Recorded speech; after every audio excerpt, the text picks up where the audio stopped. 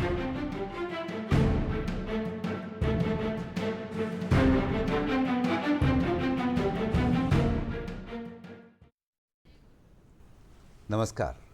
निवेश कार्यक्रम में आपका बहुत बहुत स्वागत है। जब भी हम कोई काम की शुरुआत करते हैं, कोई अभियान की शुरुआत करते हैं, तो शुरुआत से पहले उसकी सारी परिस्थितियों को भली भांति पहचान कर और आगे आने वाले समय की प्लानिंग करके हम उस काम की शुरुआत करते हैं।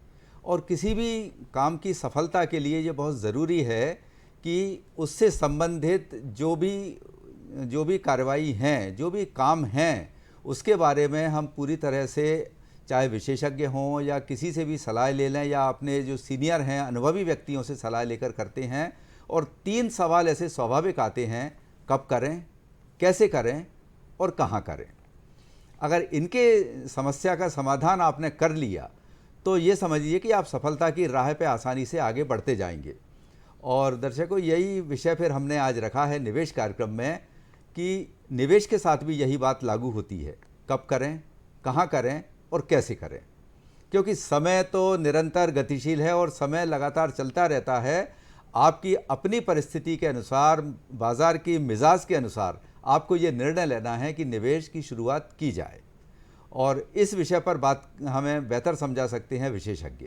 तो आज हमने अपने स्टूडियो में आमंत्रित किया है श्री अरविंद जैन साहब को। नमस्कार अरविंद जी, स्टूडियो में आपका बहुत बहुत स्वागत है। धन्यवाद। अरविंद जैन बाजार विशेषज्ञ हैं और इस विषय से संबंधित आप जो भी सवाल करना चाहते हैं फ़ोन नंबर पर सीधे हमें कर सकते हैं। नोट कीजिए हमारे फ़ोन नंबर्स। 26600049 हमारे यहाँ का टेलीफोन नंबर है और भोपाल के बाहर के दर्शक 0755 लगाकर ये नंबर डायल कर सकते हैं। टोल फ्री नंबर भी आपके लिए उपलब्ध है 1800-233-0040। तैयार हो जाइए फ़ोन करने के लिए। और हम कार्यक्रम में शुरुआत करते हैं कि ये जो तीनों एक सवाल आते हैं, या कहना चाहिए जैन साहब कि ये 3 in 1 क्वेश्चन है। एक सवाल में 3 सवाल छुपे हुए हैं जी। कब करें, कहाँ करें और कैसे करें। तो निवेश के या शेयर बाज़ार के संबंध में अगर हम देखे जाएं तो ये बात किस तरह से आप एक विशेषज्ञ की हैसियत से समझाना चाहेंगे कि शुरुआत करते समय क्या क्या परिस्थितियों को ध्यान में रखना चाहिए? जी, देखिए, निवेश करने के लिए कोई उम्र नहीं होती जी, लेकिन जितना जल्दी आप निवेश शुरू करते हैं उतना आपके लिए अच्छा होता है। और निवेश करते समय आपको यह भी देखना है कि आपको किन किन परिस्थितियों के लिए, किन किन समय के लिए आपको निवेश करना है। निवेश सिर्फ निवेश नहीं होता, एक बचत का भी माध्यम होता है। तो आपको जब निवेश करना हो तो आज की परिस्थिति में आदमी सेविंग के माध्यम से कर सकता है, सेविंग बैंक अकाउंट में, एफडी के माध्यम से कर सकता है, शेयर बाजार के माध्यम से कर सकता है, ज़मीन के माध्यम से कर सकता है, और सोना चांदी। तो निवेश के बहुत सारे विकल्प हैं। जी। आप अपनी रुचि, अपने अनुभव, अपनी योग्यता के अनुसार, अपनी आवश्यकता के अनुसार उनको चुन सकते हैं। जी। बात वही है कि सारी नदियां समुद्र में जाके मिलना है। जी। आप किस विकल्प के साथ जा रहे हैं, आपका लक्ष्य एक ही होना चाहिए कि आप जो निवेश कर रहे हैं, निवेशित राशि से आपको कुछ पर्याप्त लाभ मिल सके और वो लाभ भी ऐसा जो इन्फ्लेशन को बीट कर सके। जी। तो इन्फ्लेशन को बीट करने के लिए आप इस समय बेहतर साधन क्या समझते हैं? देखिए, शेयर बाजार सबसे बढ़िया जी, सबसे अच्छा, क्योंकि एफडी का ब्याज अभी तो हाल फिलहाल बढ़ा हुआ है आरबीआई की पॉलिसीज की वजह से, लेकिन वो कितने दिन रह पाएगा, समय के साथ गिर जाएगा। तो आप सिस्टमेटिक तरीके से शेयर बाजार में एंट्री करें, और अगर शेयर बाजार में आपको करने में दिक्कत होती है तो आप म्यूचुअल फंड के माध्यम से करें। लेकिन इन्वेस्टमेंट या निवेश सिर्फ उतना करें जितना आपकी क्षमता हो। उधार का घी लेकर मोटा होने की जरूरत नहीं है। मतलब अपनी आर्थिक क्षमता और अपने पारिवारिक उत्तरदायित्वों को मद्देनजर रखते हुए। जी। और लेकिन ये भी है कि शुरुआत कोई बहुत ज़्यादा मुश्किल नहीं होती, किसी की भी काम की करें हम, उसकी निरंतरता को बनाए रखना, कंटिन्यूटी जो उसमें जारी रहती है, उसको मेंटेन करना बहुत मुश्किल होता है और ज़रूरी भी होता है। इसलिए यदि आप निवेश करते हैं तो आपको 2-3 चीज़ें ध्यान रखनी है कि मैं अब रेगुलर कितना निवेश इसमें कर पाऊंगा, या जब बाजार के उतार चढ़ाव होते हैं तब यदि आपके पास फंड होता है तो आपको उस समय निवेश कर लेना चाहिए। जी। तो जो आपने दूसरा प्रश्न पूछा कि निवेश कब करना, जी, एक मैं एक लक्ष्य बना लूं कि मुझे इतने साल बाद कोई मुझे इतने धन की आवश्यकता होगी तो मैं उस धन के हिसाब से निवेश करूं। और दूसरा, जब जब बाजार गिरता है तब आपको निवेश करना चाहिए। मतलब गोल पहले निर्धारित कर लें और पहले उस गोल गोल के अनुसार ही आप निवेश का जो जरिया चुनें, जी किस तरह से किस विकल्प के साथ आपको जाना है। जी क्योंकि मार्केट में भी बहुत सारे फंड्स ऐसे होते हैं जो रिस्क भी देते हैं, लाभ भी ज़्यादा देते हैं। कुछ फंड ऐसे होते हैं जिसमें रिस्क कम होती है, रिटर्न कम होता है। जी, डेब्ट फंड्स बोलते हैं उन्हें। डेट फंड्स जी, होते हैं। उनको उसमें आपको रिस्क भी कम होती है और एक ब्याज आपको फिक्स्ड मिलता रहता है, जी हाँ, जी हाँ। उसमें आप लगा सकते हैं। ज़मीन का एक इन्वेस्टमेंट अच्छा इन्वेस्टमेंट माना जाता है, लेकिन हर आदमी के पास इतना पैसा नहीं होता कि वो ज़मीन में लगाए। बिल्कुल, रियल एस्टेट का पिछले कुछ सालों से काफ़ी कुछ ठंडा पड़ा हुआ था, लेकिन अब उसमें गति आ गई है। हाँ, लेकिन हर आदमी के पास इतना पैसा नहीं होता है कि वो लगा उसमें सके। बल्क में चाहिए। तो उसके लिए भी एक कुछ फंड्स आ गए हैं जो REITs के नाम से होते हैं, अच्छा अच्छा। तो वो उन फंड्स में भी आप पैसा लगा सकते हैं। वो फंड्स किस तरह के हैं जैन साहब? जैसे रियल्टी स्टोर्स में, रियल्टी सेक्टर के जो फंड्स होते हैं, अच्छा अच्छा। उनमें वो कंपनीज जिनमें आप पैसा लगाने वाले हैं रियल्टी फंड्स में, जी जी। वो कुछ कमर्शियल प्रॉपर्टीज़ को या डोमेस्टिक प्रॉपर्टीज़ को रेंट पर देकर या परचेज करके आगे रीसेल करके अच्छा एक फंड का आपको फिक्स्ड अमाउंट देता जाता है। अच्छा अब अच्छा। वो मंथली बेसिस पे भी हो सकता है कि वो क्वार्टरली बेसिस पे भी हो सकता है आपको फंड का रिटर्न, और जी। उसमें जो भी आपको रिटर्न करना है, जी। मिलना है, वो म्यूचुअल फंड के माध्यम से होता है। अच्छा अच्छा। पहले तो उसकी लिमिट 50,000 होती थी, लेकिन सरकार ने अभी रिसेंटली उसकी लिमिट 10,000 से 15,000 कर दी है। जी जी जी। तो हर आदमी इस आसानी पर से हम उसमें लगा बात सकता है। करेंगे। फिलहाल एक कॉलर हमसे जुड़ चुके हैं, पुलकित वाधवानी जी भोपाल से। जी जी पुलकित जी, हेलो। संपर्क टूट गया है जी, इनसे कोई शायद। बात नहीं। जी, आप बात जारी रखें बात अपने। तो ऐसे फंड्स में लगाने में बस थोड़ा सा ये देखना होता है कि हमें उसका भी पोर्टफोलियो चेक करना होता है कि उसने जो इन्वेस्टमेंट किया है कहाँ किया है और कैसे किया है। तो वो जो प्रॉपर्टी रेंट पर या जिस तरह से अर्निंग उससे करते हैं, जी, वो प्रॉपर्टी किसकी रहती है? कई बार वो बैंकों से उठाते हैं, कई बार जो नए प्रोजेक्ट्स आ रहे होते हैं, जो म्यूचुअल फंड कंपनियां हैं वो जी उठाती जी, हैं वो भी उसको? उठाती हैं। जो एसेट्स जो बिकती हैं बाजार में, अच्छा अच्छा। उसको भी उठाती हैं, प्लस जो नए कुछ प्रोजेक्ट्स आ रहे होते हैं उसमें एज इन्वेस्टर वो चले जाते हैं। अच्छा और अच्छा। कमर्शियल प्रॉपर्टीज़ में रेंट भी मिलता है या फिर रीसेल वैल्यू भी बहुत अच्छी आ जाती है। अच्छा अच्छा। जी। तो उसमें इन्वेस्टमेंट किस तरह से किया जाता है? जैसे म्यूचुअल फंड्स में आप करते हैं, अच्छा। ऐसे उसके भी फंड्स होते हैं।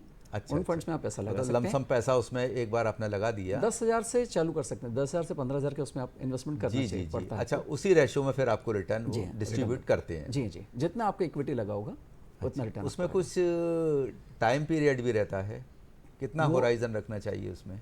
देखिए, प्रॉपर्टी के काम में तो ऐसा है कि अगर आपको लगता है 3 साल में भी रिटर्न आ सकता है, 5 साल में भी आ सकता है। एक खुद अगर आप कोई एसेट खरीदते हैं, आप भी गोल बनाते हैं ना कि मुझे 5 साल बाद बेचनी है या खुद के उपयोग के लिए रखनी है। हाँ बिल्कुल। ऐसे ही इन्वेस्ट, किसी भी प्रकार का कोई इन्वेस्टमेंट हो, अच्छा। मैं खाली प्रॉपर्टी की बात नहीं करता हूँ, म्यूचुअल फंड की बात नहीं करता, कोई भी इन्वेस्टमेंट आप करते हैं तो आपको एक गोल रखना पड़ता है, एक लक्ष्य रखना पड़ता है कि मुझे इतने साल बाद इतने रुपए चाहिएंगे तो यहाँ से मिल जाएंगे। मिल जाएंगे। जी।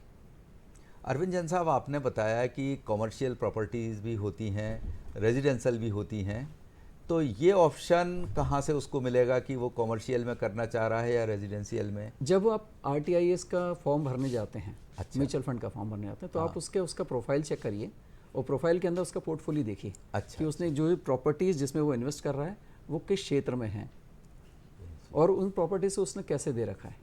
अच्छा। कुछ ऐसी भी प्रॉपर्टीज़ होती है जिसको बनाने के लिए वो लोन देते हैं। अच्छा अच्छा। जी पुलकित जी फिर से टेलीफोन लाइन पर आ चुके हैं। जी जी पुलकित जी, फ़ोन करने के लिए आप सवाल कीजिए। अरविंद जी नमस्ते। नमस्कार। नमस्कार जी, सवाल कीजिए। मेरा ये सवाल था कि मैं एक बिगिनर हूँ, तो म्यूचुअल फंड में मुझे कैसे इन्वेस्ट करना, क्या पैरामीटर होने चाहिए मेरे म्यूचुअल फंड के लिए? पुलकित जी, आप करते क्या हैं? सर मैं ग्राफिक डिजाइनर हूँ।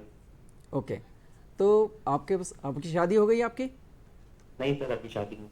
फाइन, तो मतलब अभी तो आपके पास बहुत अच्छी अपॉर्चुनिटी है कि आप कैसे, अभी जिम्मेदारियां नहीं है तो आप बहुत फंड उसमें लगा सकते हैं। तो आप 2 तरीके से पैसे लगाइए। एक तो म्यूचुअल फंड में डायरेक्ट एक्सेस होता है कि जिसमें जब जब बाजार गिरे आप लमसम फंड लगा सकते हैं अगर पैसे हों आपके पास, और नहीं तो अपनी जो भी मंथली इनकम होती है उसका 10% से 25% तक का हिस्सा म्यूचुअल फंड में SIP के माध्यम से आप लगाएं, और वो भी अलग अलग जो फंड्स होते हैं उसमें लगाएंगे। मतलब आप किसी भी एक फंड में सारा पैसा ना डालें। कुछ स्मॉल कैप फंड्स होते हैं, कुछ मिड कैप फंड्स होते हैं, कुछ लार्ज कैप फंड्स होते हैं। ऐसे अलग अलग फंड को चूज़ करके एक अच्छे प्रोफेशनल एडवाइज़र की मदद लेकर आप इन्वेस्ट करें, और गोल अपना थोड़ा लंबा रखें। 3 साल, 5 साल, 8 साल ना रखते हुए 10-15 साल के आप उसमें अगर SIP करेंगे तो बहुत ही हैंडसम रिटर्न आपके पास होगा। ठीक है, थैंक यू। जी, सवाल करने के लिए धन्यवाद अरविंद जी। हम उम्मीद करते हैं कि पुलकित जी को अपने सवाल का जवाब मिल गया होगा, जी, समस्या का ज़रूर। समाधान इनका हुआ होगा। हाँ, तो हम बात कर रहे थे वो प्रॉपर्टी के बारे में कि किस तरह से वो उसका ऑप्शन चुनता है।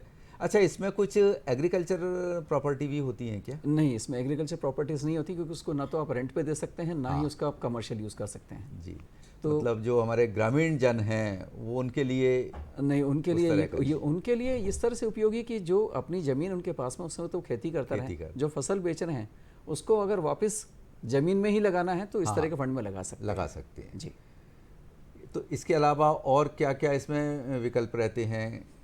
इन्वेस्टमेंट के डॉक्यूमेंट्स, जैसे इसमें डॉक्यूमेंट्स क्या म्यूचुअल फंड की तरह ही लगते हैं या कुछ केवाईसी अलग से? आजकल कंपलसरी है, आपको अपना पैन कार्ड, आधार कार्ड, फोटो और अच्छा। बैंक, ये 4 चीज़ें कंपलसरी हो गई हैं, वो आपको देनी ही पड़ती हैं। जी जी। इसके अलावा हमारा सवाल एक तो कब करें, कहाँ करें, ये भी एक, क्या इतनी सारे विकल्प होते हैं एक निवेशक के सामने, मार्केट बहुत बड़ा है जी। और हर कंपनी अपने अलग तरीके से ऑफर लेकर आती है। जी। कई ग्रोथ कंपनी आगे ज़्यादा बढ़ती हैं, कुछ पिछले उनकी अगर बैकग्राउंड में देखा जाए तो पिछली उनका ट्रैक रिकॉर्ड बहुत अच्छा रहा है, कुछ कंपनियां आगे के लिए प्रयासरत रहती हैं। फिर ऐसी उलझन में ये कैसे सिलेक्शन का किया जाए कि हमें कहाँ किस तरह करना चाहिए? देखिए, पहली बात तो ये कि अगर आपको निवेश करना है तो आपको अगर शेयर बाज़ार की समझ है तो इससे अच्छा कोई बाज़ार नहीं है। लेकिन अगर आप शेयर बाज़ार में नहीं करना चाहते हैं तो म्यूचुअल फंड में आप इन्वेस्ट कीजिए, जहाँ के प्रोफेशनल लोग बैठ के आपके पैसे का उपयोग करके जी, आपको जी। रिटर्न देते हैं। हाँ, अगर आप म्यूचुअल फंड भी नहीं करना चाहते हैं तो तीसरा विकल्प है आपका गोल्ड या सिल्वर में इन्वेस्टमेंट करने का, और चौथा होता है ज़मीन में। ये 4 विकल्प आपके लिए आसान है। और इन चारों में से कुछ नहीं समझ में आता है और आप रिस्क नहीं लेना चाहते हैं तो आप फिक्स डिपॉजिट्स पे पैसे लगा सकते वो हैं। तो फिर सबसे आसान सबसे है और आसान है। परंपरागत जी। दिनेश जैन जी भोपाल से टेलीफोन लाइन पर आ चुके हैं। जी दिनेश जी, सवाल कीजिए। Hello hello. जी, दिन- अरविंद जी नमस्ते। जी नमस्कार। हेलो, आवाज आ रही? जी, आपकी आवाज़ आ रही है, आप सवाल कर सकते हैं। जी, अरविंद जी नमस्ते। जी नमस्ते। मैं सर ये जानना चाहता था कि मुझे 1 से 2 लाख रुपए निवेश करने हैं, तो मैं किन सेक्टर में या किन क्षेत्र में निवेश करूं? मतलब मेरा नजरिया 2 साल के आसपास रहेगा जी। कि मुझे थोड़ा अच्छा रिटर्न मिल सके। आपको शेयर बाज़ार की कुछ समझ है दिनेश जी? हाँ, मतलब समझिए। आपने पहले कभी काम किया है शेयर बाज़ार में? हाँ जी, है जी। ठीक है। देखिए, अगर आपको शेयर बाज़ार की डायरेक्ट समझ है और आप डायरेक्ट इन्वेस्टमेंट कर सकते हैं तो अच्छे लार्ज कैप फंड्स में आप इन्वेस्ट कीजिए। जी हाँ। लार्ज कैप का मतलब हुआ कि जैसे मुझे कुछ कंपनीज़ के नाम देना पड़ेंगे, जैसे ऑटोमोबाइल सेक्टर में अच्छे नाम सुन लीजिए, प्राइवेट बैंक्स में कुछ अच्छे नाम चुन लीजिए, पीएसयू बैंक्स में कुछ अच्छे नाम चुन लीजिए, इंजीनियरिंग के क्षेत्र में कुछ अच्छे नाम चुन लीजिए। उनमें से आप सेलेक्टिव रूप से, ये 4 सेक्टर इसलिए बोल रहा हूँ कि आपका सारा पैसा एक जगह ना चला जाए, तो हर एक सेक्टर में थोड़ा थोड़ा पैसा लगाएं और जब जब बाजार गिरे तब आप पैसा ज़्यादा लगाएं। अभी जैसे इस समय अगर आप पैसा लगाते हैं तो रिटर्न्स बहुत कम मिलेंगे, आपकी अपेक्षा के अनुसार नहीं मिलेंगे, क्योंकि बाजार इस समय काफ़ी तेज़ी में है। इंडियन इकोनॉमी में कोई समस्या नहीं है आने वाले 3 साल 5 साल तक। जब पूरा विदेशी बाजार गिर रहा है, टूट रहा है, ख़राब हो रहा है, उस समय हम बिल्कुल नई ऊंचाई रोज़ बना रहे हैं। इसलिए शेयर बाज़ार किसी हालत में कमज़ोर नहीं पड़ता है, पर अगर आपको समझ है तो ही आप शेयर बाज़ार में काम करें, और यदि आप नहीं समझते हैं तो किसी प्रोफेशनल एडवाइज़र की मदद लेकर आप म्यूचुअल फंड के माध्यम से भी इस बाज़ार में आ सकते हैं। और अरविंद जैन साहब, शॉर्ट टर्म विज़न है इनका, 2 साल का विजन, इसीलिए तो शेयर बाज़ार से अच्छा कुछ भी जगह नहीं है। नहीं, उसमें भी ये कहा जाता है कि लॉन्ग टर्म विज़न ही रखना चाहिए। तो अगर जिनका शॉर्ट टर्म विज़न है उनके लिए फिर क्या बेहतर विकल्प हो सकता है? क्या वो इक्विटी में जाएं? नहीं, अगर बहुत ज़्यादा शॉर्ट टर्म है और किसी प्रकार के रिस्क नहीं जैसे लेना 2 चाहते साल, हैं, मैं नहीं समझता बहुत ज़्यादा समय है। तो अगर किसी प्रकार के रिस्क नहीं लेना हो तो ऐसे लोगों के लिए फिक्स डिपॉजिट एक अच्छा माध्यम है, जहाँ पर उनको भी, क्योंकि इस समय तो बहुत अच्छे ब्याज दर मिल रही हैं, 8% 8.5% का ब्याज मिलता है 2 साल में। जी जी जी। तो आप अच्छी कोई कंपनी ढूंढ के उसमें भी लगा सकते हैं, लेकिन चूंकि वो शेयर बाज़ार में काम कर रहे हैं, ऑलरेडी किया है हाँ, उन्होंने, वो तो अच्छी इक्विटीज़ के लिए अच्छा रिटर्न मिलेगा आपको। जी।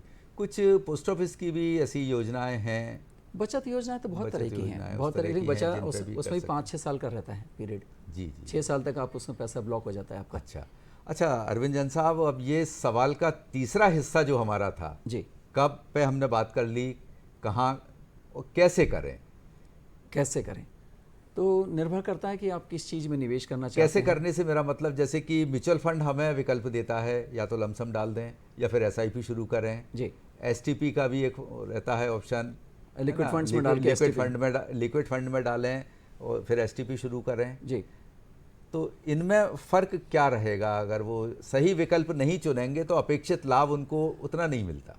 आप बिल्कुल सही कह रहे हैं आप। पहले तो वही कारण आपको ये ढूंढना पड़ेगा जगह कि कहाँ मैं पैसा लगाऊं और किस समय लगाऊं। अच्छा। तो कई बार ऐसा होता है, मार्केट की परिस्थिति ऐसी होती है कि जब सब लोग बाजार में पैसा फेंक के जा रहे होते हैं अपना, जैसे शेयर बाजार गिरता है उदाहरण के लिए, वो तो स्वर्ण काल है। हाँ लेकिन उस समय क्या होता है, जिन लोगों के पास होल्डिंग है वो भी फेंक जाते हैं। हाँ, लेकिन अगर जिसको इन्वेस्टमेंट करना है तो उससे अच्छी कोई अपॉर्चुनिटी नहीं होती उस है। समय जो सक्षम है वो वहाँ टिके रहें, और जो वायर्स हैं जो खरीदना चाह रहे हैं वो उस समय उस मौके का उनके लिए लाभ उठा सकते हैं। बिल्कुल लाभ ले सकते हैं। लेकिन ऐसी स्थिति में भी आपको ये ध्यान रखना है कि पूरा पैसा आपको एक साथ ना लगाते हुए अपने फंड का 30% 35% लगाते हुए पार्ट पार्ट में लें। तो उसमें 2 हिस्से आपको मिल जाते हैं। जहां आपने लिया वहां से 10% 8% नीचे मार्केट में जा रहा है, फिर आपने पैसा लगा दिया। जहां आपने खरीदा वहां से 8% ऊपर चला गया तो भी आप इन्वेस्ट करते रहिए। अरविंद जी, शाजापुर से एक कॉलर हमसे जुड़ चुके हैं, यश सोनी जी। जी, हेलो जी हेलो। जी, स्वागत है, सवाल कीजिए। हेलो। हाँ जी, आपकी आवाज़ हम तक आ रही है, आप सवाल कर सकते हैं। जी जी सर, हेलो, नमस्कार। जी नमस्कार सर। जी सर, मेरा सवाल ये था कि सर जैसा कि आजकल हाँ जी सर, मुझे गोल्ड के इन्वेस्टमेंट के बारे में पूछना था। क्या पूछना चाहते हैं गोल्ड के इन्वेस्टमेंट के सर बारे में? मैं ये पूछना चाहता था कि सर सोवरेन गोल्ड एक करके रहता है, तो वो कैसा इन्वेस्टमेंट रहता है? सोवरेन गोल्ड ये गवर्नमेंट के द्वारा चलाई गई गोल्ड बॉन्ड। जी जी जी ये गवर्नमेंट के द्वारा चलाई गई एक स्कीम है और उसमें यूनिट्स के रूप में आपको गोल्ड मिलता है, जिसको आप कभी भी इनकैश कर सकते हैं। और अभी की परिस्थिति में गोल्ड का इन्वेस्टमेंट बहुत अच्छा माना जा रहा है, क्योंकि संसार के जितने भी बड़े रिजर्व बैंक्स हैं वो सभी अपना गोल्ड का स्टॉक बढ़ा रहे हैं। तो इसको देखते हुए हमारे बाज़ार में ऐसा माना जा रहा है कि गोल्ड की प्राइजेस यहाँ से 4,000-5,000 रुपये तक और बढ़ सकती है।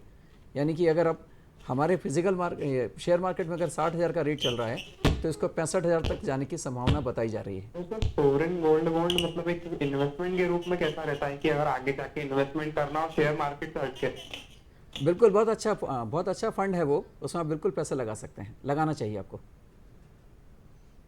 बचत के लिए बहुत अच्छा है। कुछ और पूछना चाहते हैं आप? चलिए, फ़ोन कट गया इनका। जी, तो अभी आपने सोवरेन बॉन्ड की बात की, इसमें अभी एक और इस साल जो बजट आया है उसमें एक नया प्रावधान ये आया है कि पहले आप ईटीएफ को फिजिकली भी चेंज कर सकते हैं। जी जी, वो क्या, किस तरह से उसमें होगा कि सरकार आप ने या तो फिजिकल गोल्ड ले लें या ईटीएफ ले लें? नहीं, दोनों तरह से है। जैसे कि आपका फिजिकल गोल्ड है, हाँ। आप उसको बाजार में जाकर उसको इनकैश करा के अगर आप ईटीएफ करते हैं हाँ। तो उसकी वैलिडिटी मानी जाएगी, मतलब उसमें भी लिया जा सकता है। सिमिलरली ईटीएफ तो आप ले ही सकते हैं, गोल्ड की यूनिट्स भी हमारे स्टॉक मार्केट में बिकती हैं। हाँ, आपको जब भी अगर पैसा है और आप गोल्ड बसाना चाहते हैं घर में, मैं इसको बचत नहीं बोल रहा हूँ, उसको बसाना बोल रहा हूँ, चाहते हैं, बिल्कुल सही है। क्योंकि गोल्ड एक बार आता है तो जल्दी बिकता नहीं है किसी से। बिल्कुल। तो आप उसको अगर रखना चाहते हैं तो आपको गोल्ड यूनिट में भी इन्वेस्ट करना चाहिए, गोल्ड ईटीएफ में भी इन्वेस्ट करना चाहिए। बल्कि पोर्टफोलियो में वो शामिल जरूर 15% 20% हिस्सा जरूर रखना चाहिए। बिल्कुल। कुछ रियल एस्टेट का भी रखना चाहिए, कुछ गोल्ड भी रखना चाहिए आपको, रियल एस्टेट अगर- हेल्थ से रिलेटेड कुछ पॉलिसीज भी रखना चाहिए आपको। उस पर भी मैं कुछ बोलना चाहूँगा अगर जी आपका जी समय जी, होगा तो। बिल्कुल बिल्कुल। किसी भी व्यक्ति को अगर इन्वेस्टमेंट करना है तो उसको सिर्फ इन्वेस्टमेंट नहीं करना होता, उसको बचत के साधन भी ढूंढने चाहिए दूसरे।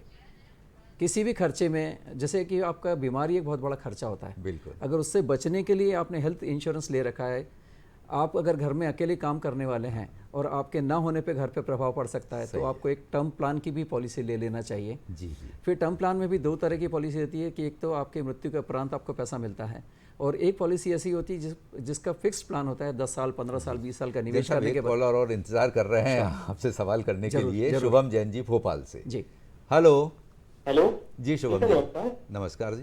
सर, मुझे ये पूछना था, जैसे किसी भी शेयर की अपन शेयर वैल्यू पता करते हैं, शेयर वैल्यू वैल्यू तो कैसे पता करें कि इसकी क्या होनी चाहिए शेयर वैल्यू?